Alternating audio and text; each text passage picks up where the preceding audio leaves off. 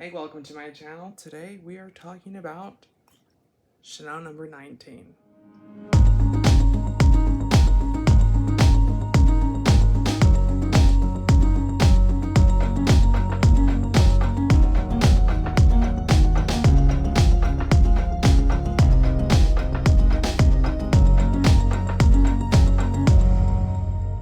So on today's video, we're going to be talking about Chanel number 19, which is a very iconic fragrance for the House of Chanel.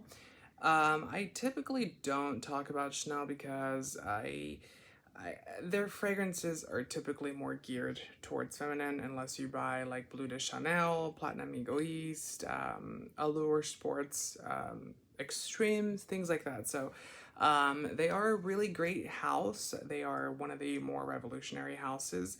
Because of Chanel, we have fragrances the way that they are now because, when number 5 was launched, they really broke and shook the ground up.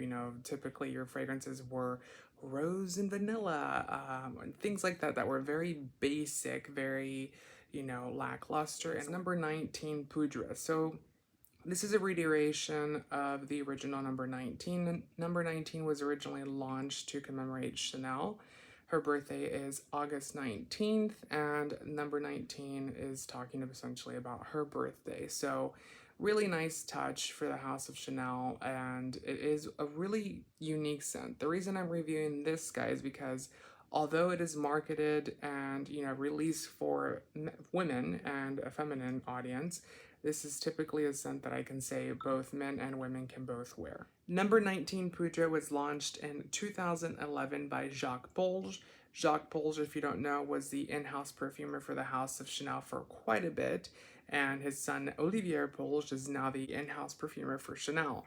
So, they are definitely known for doing a lot of really unique things, like Coco Mademoiselle was launched by him, Coco Noir, things like that. Those scents are very iconic. They are top sellers. In fact, Coco Mademoiselle actually beat number 5 and is now number 1 selling globally, followed by number 5. So they're doing something right. It's not just the name for this house, it's actually an art form to create a fragrance. And number 19 Poudre does grab all of the elements of the original number 19, which was launched in 1971, and brings it to a more modern era. I don't think this was definitely a commercial success because it is a very acquired taste. So, just by looking at the color, it is a green scent. So it's green, it's powdery, there's a lot of iris in here. It is definitely a very unique scent. It's very, very nice. It's clean, like I said. It just smells kind of like, I don't know, it's a very hard thing to describe because there isn't anything out there on the market that's very similar to this. The top notes for this are going to be Galdabim, Neroli, as well as Mandarin. So you kind of, the notes on Chanel fragrances, let's just get that very clear, are very deceiving because you will see, let's say, for example, Neroli, jasmine, rose, cedar, and you're definitely imagining based on what your references are with other fragrances, and if you know the scent itself of the note alone, you're definitely thinking, oh, it's this type of scent. But once you actually start smelling it, you're like, I don't find any of that in here. And that's the very unique quality of Chanel versus any other house, is that they have so many notes in the fragrance to the point where it's kind of hard to distinguish what's inside of it and how much, each note plays a part because they're so well put together to the point where you can't tell what's in this fragrance. You can't sit there and say, oh, it's got this, it's got that, it's got this. Maybe a couple of notes you can, distinguish out of it, but that's, about it. You can't distinguish and sit there without reading the ingredients list and say, it has this, this, and that, because it's very, very hard to do. In your heart notes, you're going to have iris and jasmine. So iris is one of those notes in this guy that I would definitely say is at the forefront. So it is a very strong powdery iris. It's not lipsticky, but it's very powdery. So it's kind of like baby powder, and it does kind of grab a little bit of that, like, I don't know, it's very iris. It's not, like I said, like Dior O, which is definitely one of those that is very lipsticky, or like a Prada L'Homme. Things like that are more lipsticky irises. This is more of your traditional powder, and that's why the name is number 19 Poudré. Then at the base, you're going to have tonka bean, vetiver, as well as white musk. So vetiver is another strong character in this fragrance, so you do get a lot of the vetiver notes, a lot of the musk notes. I don't see tonka bean in here. Tonka bean could be used more in this fragrance as a baseline for the fragrance itself. This fragrance, by all means, is not sweet. It's very green. It's very bright and ethereal. It's definitely what it looks like in the bottle.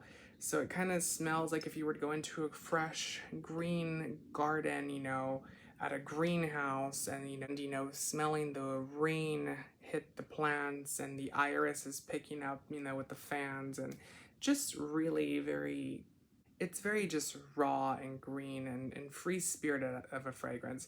And the reason I say it's very unisex is because although there are floral touches in here, it's not a fragrance that, gears way on to the left. I think that based on what we're used to smelling, I think that some people might find it to be more old school feminine fragrance, like 90s, but definitely I would not say that it's anything in that category. The scent itself, like I said, is very clean, very nice, very green, very powdery, and this one itself is really great on its own, but it's also really great fragrance to add to other ones. The price for this is $146 for a 3.4 ounce bottle or 100 mils. The concentration for this is eau de parfum. Now, with number 19, there are other fragrances that are available, and those are the ones that were launched in 1971, so you can get an eau de parfum of the original number 19. You can also get a pure parfum, and you can also purchase an eau de toilette. I do have the eau de toilette here, which looks like this. They are very similar in a lot of aspects. It does have a lot of similarities because they're part of the same family, essentially. Unlike Coco, the Coco line, which has Coco, the eau de parfum, the eau de toilette, and then it has Coco Noir, and then it has Coco Mademoiselle, and then Coco Mademoiselle has like 50 different fragrances.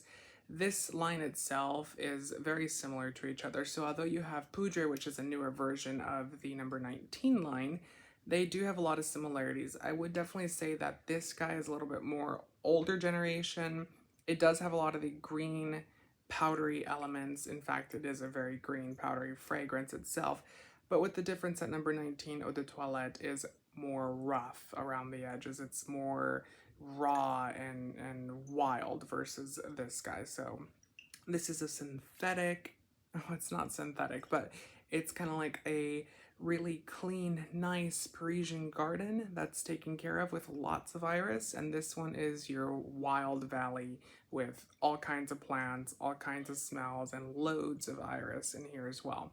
The note breakdown for this guy is a lot, so it has like over 50 different ingredients in it, and that's just what Chanel is listing, because like I said, with multiple fragrance houses, they will only list what's considered to be their star ingredients. I would definitely say to smell it prior to purchasing it, because it is one of those lines that is definitely, you can love it or hate it. Yeah, what do you guys think about this fragrance line?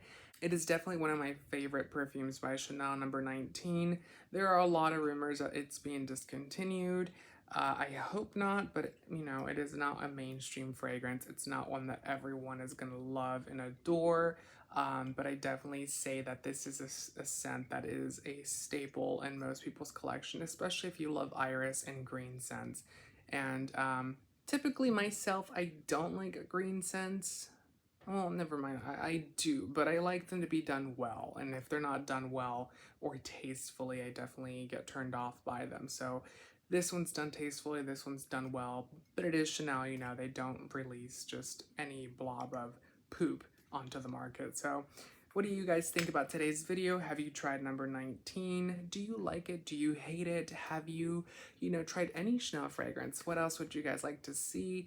Make sure to comment down below what videos you'd like to see, what fragrance houses you'd like me to review, and if there's anything in particular that, you would like me to talk about. Thanks so much for watching, you guys. Make sure to comment, subscribe, and ring the notification bell wherever it's at. I mean, you don't have to really. Thanks so much for watching, you guys. You have been watching V-Sense. Bye.